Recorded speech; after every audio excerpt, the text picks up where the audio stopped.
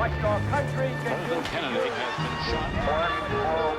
I have these truths to be self-evident that all men are created equal. Mr. Gorbachev, tear down this wall.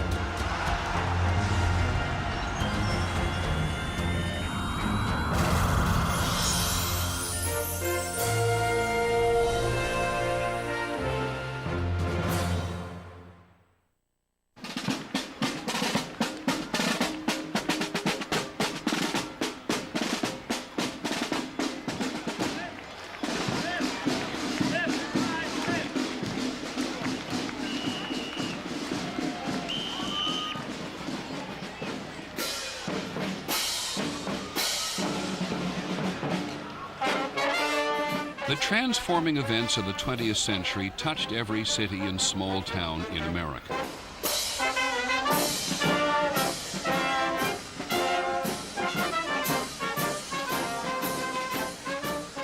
Annual celebrations, which children thrill to but can never fully understand, mark for another generation the historical reminders. How the town survived the Depression.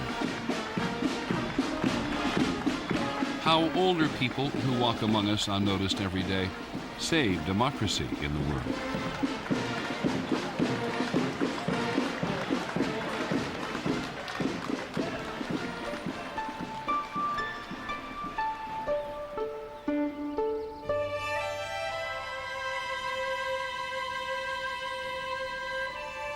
In every town, there are buildings which stand like silent witnesses to the enormous changes over these 100 years.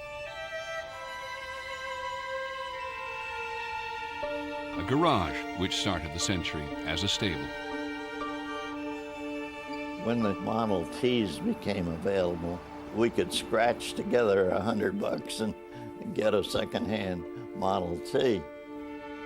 Schools, which today teach computer skills to every student, used to teach shop to the boys and typing to the girls. A school teacher said, just learn all you can about secretarial work. We can't expect women to get ahead in business. In some places, hometown coffee shops for more than half the century served whites only. People's attitudes had to be changed.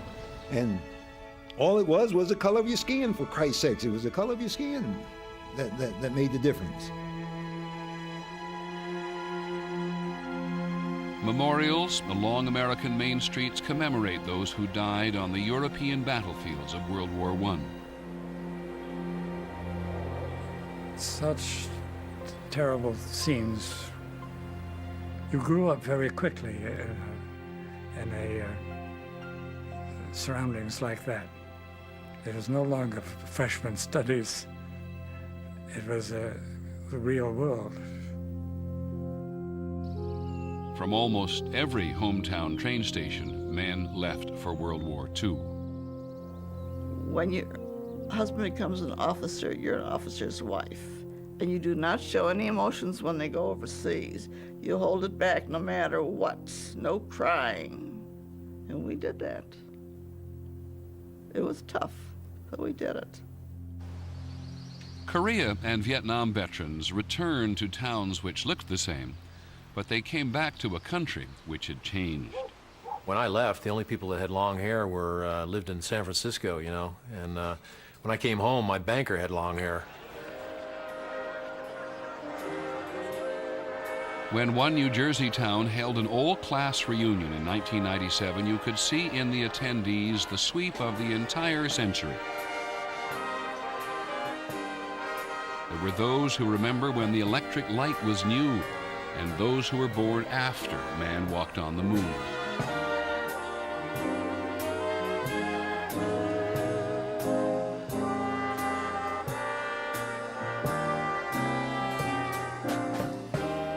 Old and young, they had been together on a journey through the most common and yet mysterious of passageways. Time.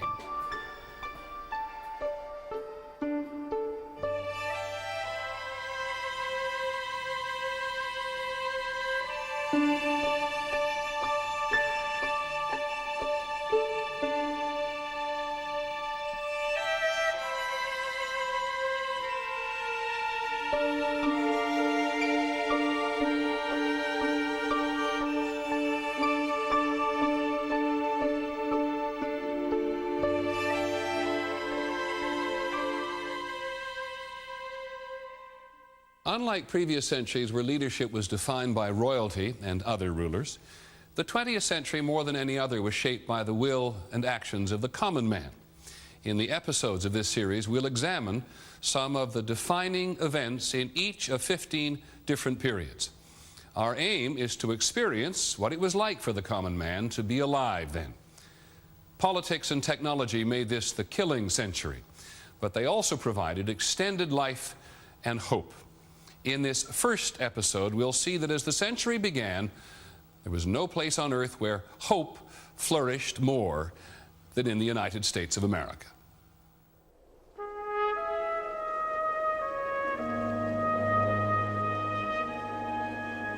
In 1900, in the countries of Central and Southern Europe, tens of millions of people were trapped in miserable lives.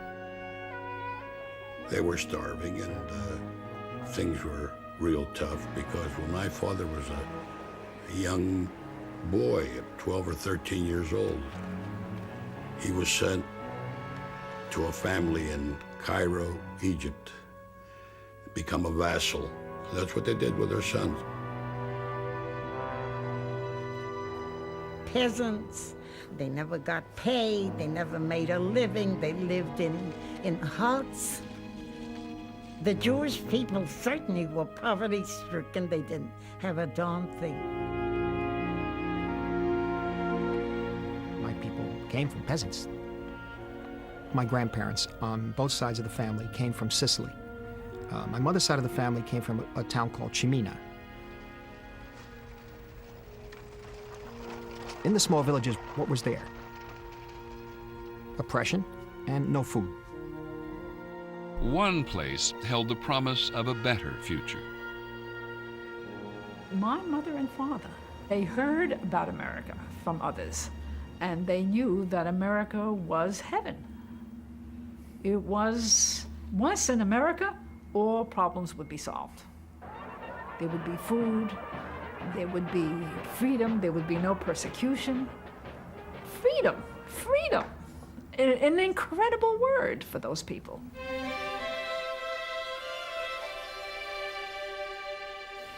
This country is in a state of unexampled prosperity.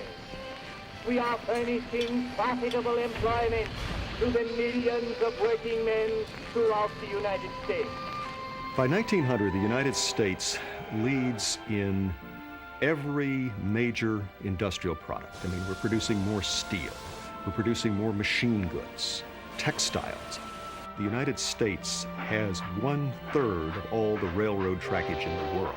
For the first time in human history, people can move over land swiftly, easily, reliably.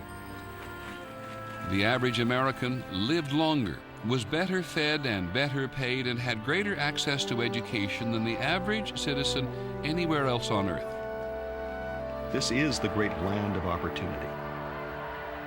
No matter how low you may be born, no matter how humble you may be, you can rise to the top. The sky is the limit. On the eve of the new century, the sense of boundless possibilities also ignited an explosion of technological innovations that would have profound impact on 20th century life. Thomas Edison's electric light bulb and phonograph, Alexander Graham Bell's telephone.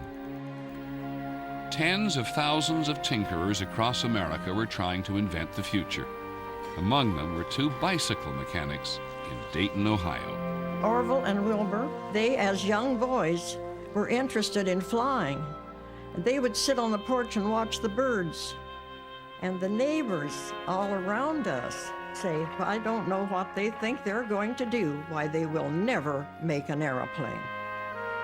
Mabel Greep and her sister Lorene lived next door to the Wright brothers. Well, my father found out some way that they were going to have a trial flight. So we got in the Surrey and we drove out to Huffman Prairie.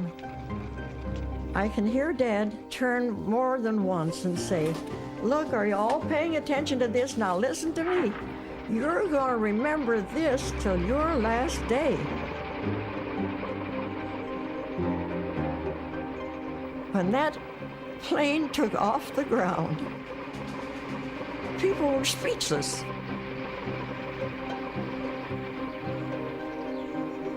It was spectacular. It was unbelievable. One of the oldest dreams in human imagination had come true: sustained flight in a powered aeroplane. The United States was without question the most inventive nation in the world in that period. It is comparable in its creativity to the Renaissance in Italy, for example, to the period of Elizabeth in English history, the Shakespearean period. Americans appreciated the new. They assumed that change was the natural course of history. And on America's roads, the European novelty was about to be reinvented. The first time we saw a car when I was a kid, well, that was for people out of this world. In 1900, there were only 8,000 cars and less than 10 miles of concrete road in the entire country. The car was fast seducing Americans. The automobile gave people a sense of the control of their own destiny. That is, behind the wheel, out on the road, you decided where you were going, what you were doing. You had a machine at your control. But early cars were fantastically expensive. The Artsburger, made in Pittsburgh, and the Pierce Arrow were really toys for the rich people. Until one manufacturer in Detroit saw it differently. Henry Ford. He saw the automobile as a way to relieve one of the burden of working in nature by the sweat of one's brow. He was motivated by the desire to put the automobile into the hands of first farmers and then generally into the hands of ordinary people in the population. He wanted to produce many, many, many automobiles in a short time. Ford had this vision of smooth flow using an assembly line. These components were coming from up here. These components were on an endless lift. These components were coming on a belt, and everything is in motion. And I think the image of a number of streams flowing into a river captures the assembly line concept. Henry Ford's Model T was introduced in 1908 at the price of $825. I think it would have been considered un-American in his eyes to produce an automobile for rich people. That's what foreigners do.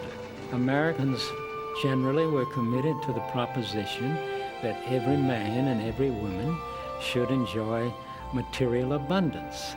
That was the American spirit. That's America.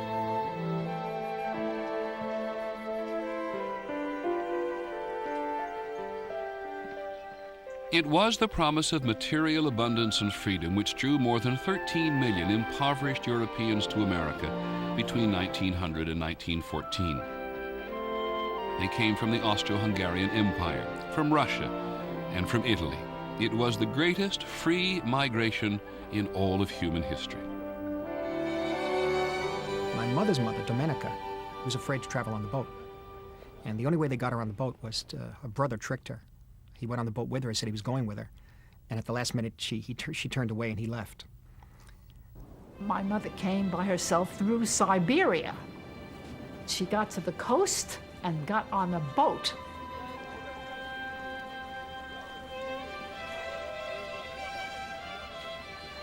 They were just sitting on the deck, hordes of people huddled over their possessions, which consisted of old pillows with feathers and the few pieces of silverware tucked in there and stuff like that, the candlesticks, and sleeping on the deck with one another, next to one another to keep oneself warm. It took weeks and weeks and weeks. It took ages. When I crossed the ocean, I never saw such waves in my life. I never knew an ocean existed.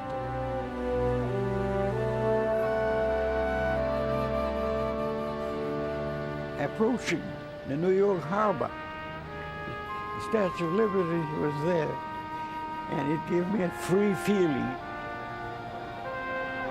of liberty, a feeling of a new nation, a feeling of a new hope for a beautiful life.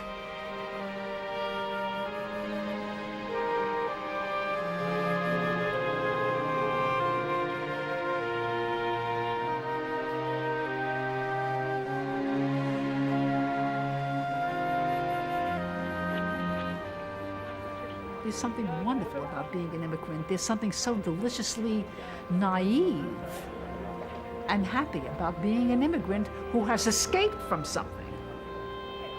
My father would say from time to time, no matter how bad things were, at least we're free.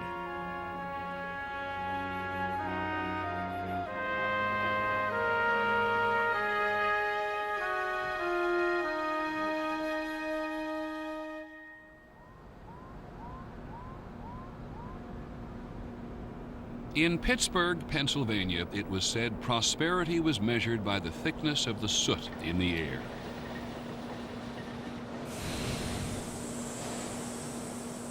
Oh man, whatever them furnaces let loose, the whole sky was full of red dust.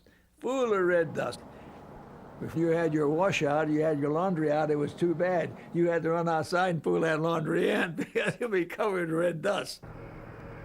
You would see them coal mines lit up from Greensburg all the way to Uniontown. It was wonderful to see it. Relentless production in Pittsburgh's steel mills, foundries, and coal mines attracted an enormous number of immigrants, and poor whites and blacks from the rural South. It was their labor which fed the furnace of industrial America. You had to pick everything up, and you had to move everything by hand. No lunch breaks of any kind. You worked and you had a sandwich in your hand. If you had to go to the restroom, boom, back right away. They timed you. Well, you get home at night, you couldn't lift your arms up. I remember this. Oh, I remember this distinctly. My father would come home and say to my mother, rub my arms a little bit, because they were picking up. There was no, it was all mule work. I had two uncles that worked in the mill. It was dangerous. No safety precautions were in the mills. You could walk in the mill and see people with one arm, one leg. You had an accident in the mills almost every 2 days, but nobody did anything about it.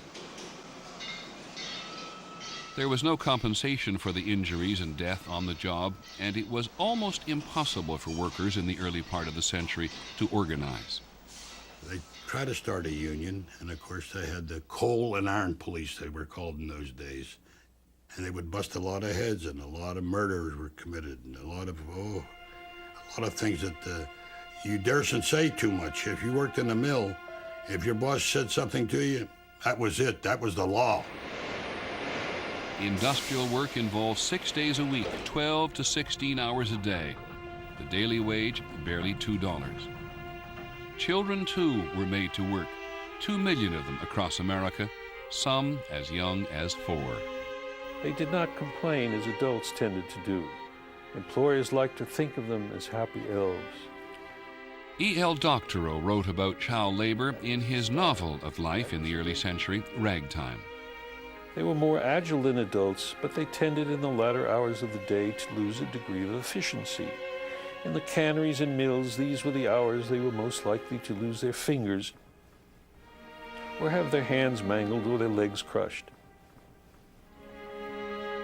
In the mines, they worked as sorters of coal and sometimes were smothered in the coal chutes. As a child, in the early part of the century, Pauline Newman worked 13-hour days in a New York garment sweatshop, the Triangle Shirtwaist Factory. We had a corner on the floor that resembled a kindergarten. You were not allowed to sing. We weren't allowed to talk to each other. The door was locked to keep us in. The locked doors would prove to be fatal. On March the 25th, 1911, fire broke out at the factory with an exit door locked on the 9th floor. Many workers jumped to their death.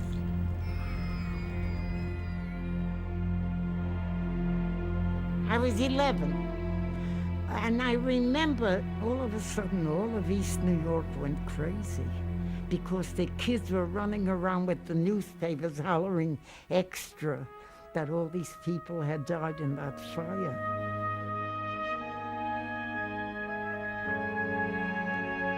146 workers died. There were no sprinklers inside the factory then. There had never been a fire drill. The tragedy outraged a public that had become increasingly aware of both the underside of a prosperous nation and the need for reform. The great reform movement of this period is called progressivism. It's a belief in progress. It's a belief that we can make things better, that you can have a more just, more democratic society. At the vanguard of social reform in this particular period were progressive women concerned about their own inferior status. When I was a girl, a woman didn't have rights to custody of their children. They didn't have the right to own property. A woman teacher didn't have the right to marry. She didn't have a right to live alone. She had to board with a family. And if she started dating, or if she went out at night, she was fired. For progressives such as Frances Garrison Villard, suffrage, the vote for women, was the key to emancipation. Grandmother was a very strong militant suffragette. As a boy, I was more inclined to laugh at them and dismiss them. I didn't see any reason why they should have a vote. I would say I believe that it's still a man's world, and it would continue so for some time to come. Some suffragettes were mounting a violent campaign. In Britain, one of them was willing to die for the cause. In June of 1913, Emily Davison threw herself in front of the King's horse at the popular Epsom Derby.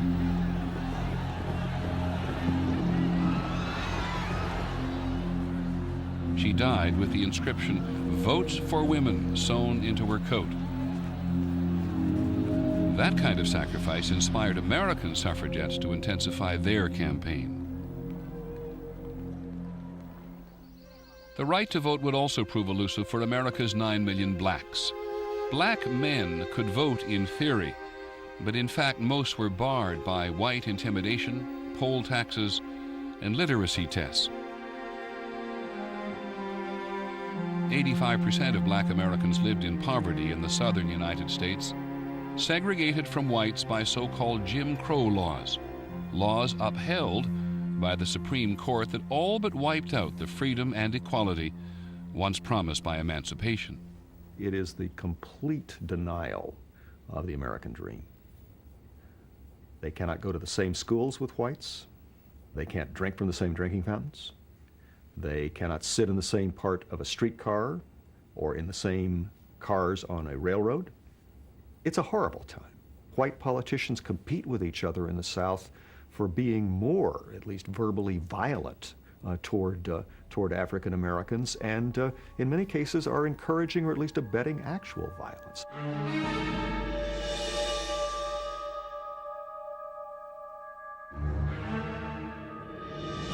They were lynching blacks for hardly a week. There's 2 or 3 blacks didn't get lynched or burned at the stake. I don't know whether you heard that or not. You ever hear of any black people being burned at the stake? Well, that's what happened. I lived in those days.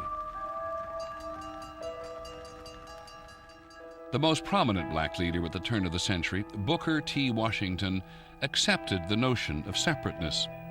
He asked blacks to better themselves through work and vocational training. From whites, he asked for help, not equality. Booker T. Washington was born a slave, called his autobiography Up From Slavery. This is a man who has pulled himself up by his own bootstraps. And he takes the perspective that it would be foolish to challenge what's being done to them too soon and too openly. But there would be a challenge. In 1905, the black intellectual W.E.B. Du Bois urged a new struggle for full political and social equality. Entrenched resistance to such change would make civil rights, as Du Bois predicted, the major social issue in American life for the rest of the century.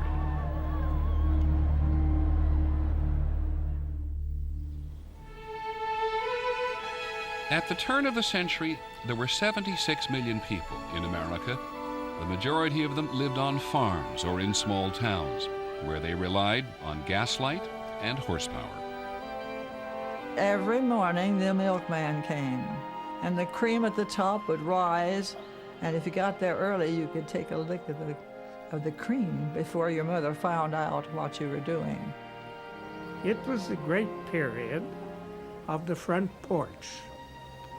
In the evenings after dinner, the family would assemble on the front streets. Sometimes the neighbors would pass and we exchanged bows. We played games, I Spy and Run Sheep Run, and Lemonade, What Was Your Trade? Tennis rackets were hefty and the racket faces elliptical. Women were stouter then. They visited the fleet carrying white parasols. Everyone wore white in summer. That was the style. That was the way people lived. But the rhythm of American life was quickening in the early years of the century as more and more people headed for the cities, for the bright lights and the myriad opportunities. I was 4 years old when I came to Chicago. It was a real magical thing to see the streetcars moving up and down and the street filled with people all the time and great activities going on. And I recall looking at it with wonder. The cities, New York City more than most, were centers for the latest engineering and technological marvels. The skyscraper is born in that time, a completely new building form, a completely new idea that a city could grow up instead of out. It's an amazing sight to me. I saw the Flatiron Building. I saw the Woolworth Tower. It's a very stunning view, how a building can pierce the sky. And underground, there was a new way to travel. In New York City, the subway was inaugurated in 1904. One could ride the subway to the outskirts of the city, where the power of science and technology was harnessed for pursuit of a good time. Tens of thousands of New Yorkers went every day and night to Coney Island.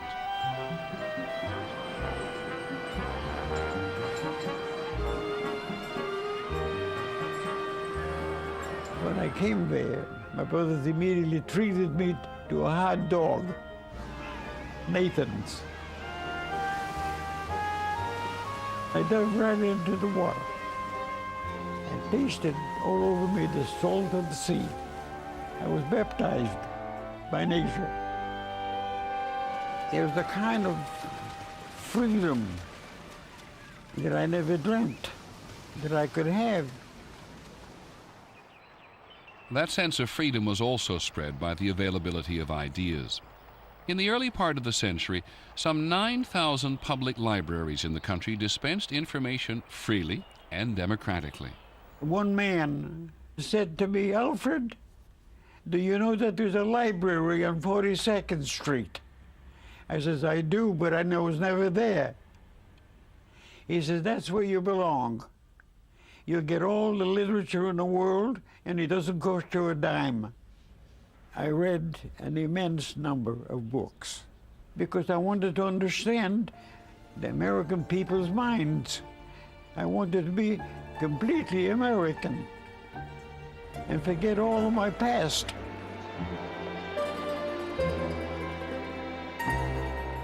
Immigrants themselves bringing new languages and customs were making the culture of the city just that much more diverse. The immigrant nourishment that this nation has always had, the incoming people, has been an extremely important part of our vitality, our ingenuity. It's like aerating the stream of life here. Early in this century, 1 in 3 residents of major American cities had been born somewhere else. New York had twice as many Irish as Dublin, and Chicago had more Poles than Warsaw. We had Polish people, we had Irish people, we had Jewish people, and we had Italian people. And they were all friendly, and we were all in the same boat. None of us had any money. My grandparents, the only place they can get rooms, literally, was on Elizabeth Street, which is where my mother was born. The apartment was 2.5 rooms, 3 rooms, and maybe 14 people were living in it. And at night, it looked like, you know, hospital ward, I would think, with all these beds and all these people sleeping in these different beds. There were no bathrooms, they were toilets. They were in the hallway. But my mother and father thought that this was wonderful because in the old country, the toilets were in the backyard. And the fact that in the kitchen, we had not only running water so that you didn't have to go to the well for water, but we had hot water. My mother, every week that she did the wash, she said, how wonderful we have hot water. Steadily rising income and declining work hours meant that for the first time, even working class people could go out in search of entertainment. 5 cents bought a ticket to the newest entertainment phenomenon, moving pictures.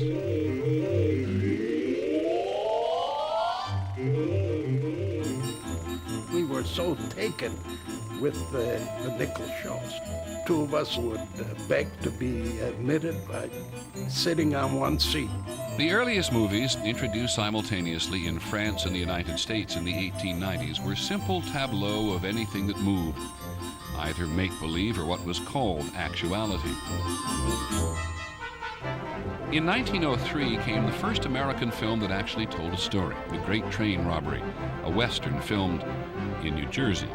Its huge success made it clear that fiction was what the audience wanted most. There was comedies. And then there was the Pearls of Pauline, which was a serial that went on every Saturday afternoon. Every week she was in a situation. A lot of kids, it wasn't a movie to them, it was actuality. Beginning in 1910, Americans were also seeing newsreels from around the world. It's coming as a great force for mass entertainment and for mass culture. There is this sense of possibility, the sense of openness, the sense of widening the horizons. What it does is it opens the world.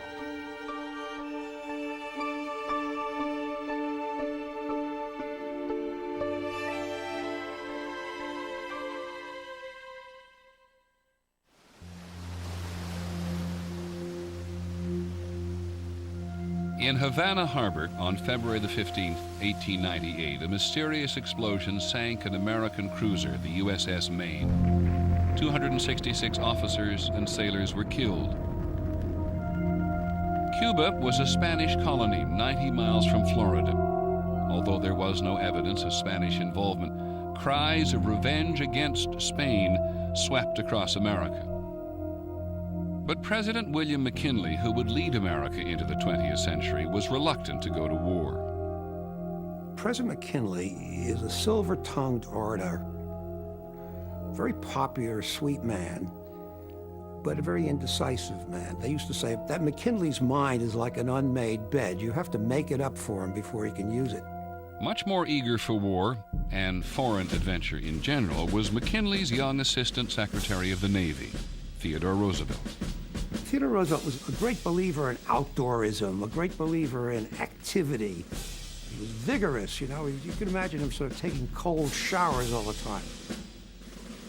And he carried all this in his character into his politics. He was a great believer in American power, in American imperialism, a great believer in war. War is one of the highest forms of human endeavor, he wrote. With Roosevelt and others lobbying intensely for it, Congress declared war on Spain in April of 1898.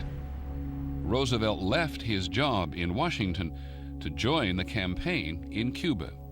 Theodore Roosevelt organizes his old cowboy buddies from the West into the Rough Riders and goes to Brooks Brothers and gets a uniform made and gets out a big saber and goes down there and storms San Juan Hill.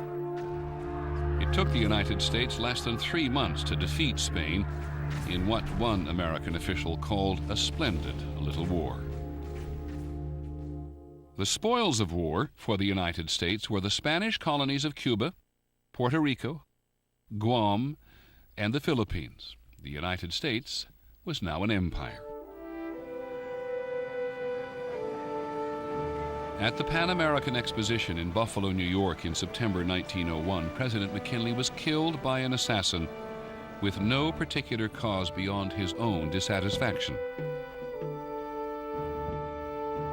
Theodore Roosevelt, by then Vice President, became America's leader. He's really the first president who sees the United States as a global power. America's century begins really with Roosevelt. Theodore Roosevelt was an imperialist. He actually gloried in the term, and he wanted the United States to be a real empire, exercising great power in the same ways that the great European empires did. Roosevelt's design included linking the Pacific and Atlantic Oceans by building a canal through the Isthmus of Panama in northern Colombia. Such a canal would greatly facilitate shipping and ensure America's strategic hold on the region. But when the Colombians refused to cooperate, Roosevelt encouraged the Panamanians to revolt against their Colombian rulers. Within a couple of days, we recognized the new independent Republic of Panama, and within another few days, we had concluded a treaty with them. Roosevelt said, when other people dithered and when other people debated, I acted. You know, I took action. Construction of the era's engineering wonder began in 1904. Alfred Bingham visited the canal site as a child. I can remember riding along in this car on the bottom of the canal. A lot of big machinery and a lot of trains going up and down, taking the diggings out. And there were marvelous big structures that were to be the locks. The building of the canal itself was the greatest engineering feat that had ever been done up to that time. And it's all of the great power and technology and energy of this age harnessed there. There's a wonderful photo of Theodore Roosevelt at the controls of one of these gigantic steam shovels that they used to dig out the ditch. The Panama Canal is a wonderful expression not only of him, but in many ways of America of that time.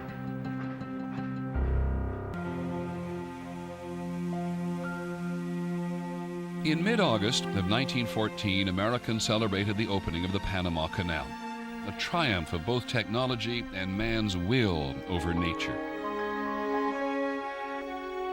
An engineering feat as impressive as the pyramids, the canal would also become the symbol of America's entrance into the international arena, at a time when the world was becoming more dangerous. That same week, the great powers of Europe were headed for a violent encounter that none of them could even imagine, promoted by German ambition. Early in this century, Germany had emerged as the industrial power in Europe, rivaling Britain and already mightier than France, the Austro-Hungarian Empire, and Russia. But as Europe's youngest empire, Germany wielded little political. Germany is really a great power and a leader of nations, and wanted at least to be equal to others, not be considered less important than other powers like England. Under Kaiser Wilhelm, Germany was training the best land army in the world, 5 million men, and had begun building a powerful navy. To build that navy required nerve, because it was a direct challenge to Britain. And that conflict between Britain and Germany is at the heart of international affairs before 1914. Britain responded by launching the most powerful warship on Earth, the Dreadnought. It was a revolution in naval warfare. It was an all-big gun ship, big 12-inch guns. Also, the dreadnoughts had the latest technological equipment on them, had electrical equipment, for example. Once the British had a dreadnought, the Germans had to have a dreadnought, etc., etc. The tensions fed by an arms race and rivalry among the major European powers finally came to a head in June of 1914, when Archduke Franz Ferdinand, the heir to the Austro-Hungarian Empire, was assassinated by a Serbian nationalist in Sarajevo. There was no reason why the assassination of Franz Ferdinand would signal the collision of fundamental interests. It was a matter of choice, and that choice was made in Vienna and in Berlin to make it more than an assassination. In late July, with Germany's support, the Austro-Hungarian Empire declared war on Serbia. And within days, all the great powers of Europe, bound by their various alliances, were at war with each other. I was at a camp, a boys' camp in New Hampshire in 1914 when war was declared. And it was a shock to a very peaceful world. But nobody took it too seriously. The war was bad, of course, but it was also something that would be temporary and would not have a far-reaching effect.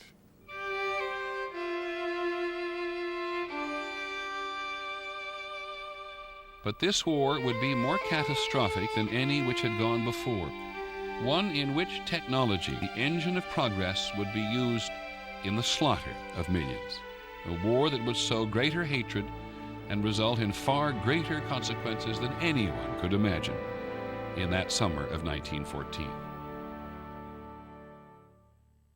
What was optimistically called the war to end all wars would draw America into an increasingly complex and dangerous world. That's on the next episode of The Century, America's Time. I'm Peter Jennings. Thank you for joining us.